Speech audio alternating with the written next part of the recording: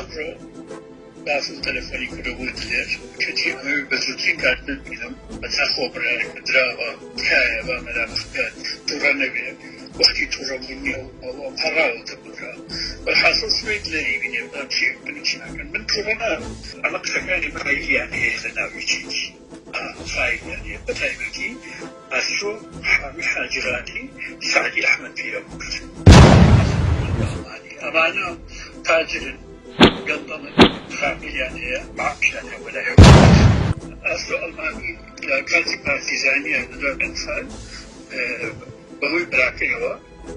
الاستخباراتي بين الاستخباراتي هو يلوبو أي حكومة الرخاء حكومة بمعسو فايدة حامي حاجراني لديها قرينش ومدينة ما بيشتي روج المغرب بحق مقابلات العراق يبني عشان لأن ما كان هزار $100 معاش وحكي معلومات هم يزوج الثاني كان جد بس حسيت أن الخليج كان ضليل أما ما تين يعني المبادرات ما يتفاهم باش حسب علينا ما هو ميليشيان كوجيان هنا وميجان هنا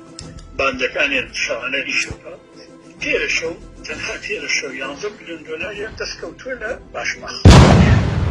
دولك بكومنكته هو ششان هو لسر كومنكان باصل لاهور قطاجو كرك بناك نوزاد شون دانش كنت مالي باطل دانش كنت تلرم إذا كان خلق دوا تهاجي كومنكا شون دابش كان بيني كان توزي تشيان داو بقوران تزيزت كيه قورانا شوانا بندر سياريان داو بيبشت لباشما خو بقرانتو كان أمانا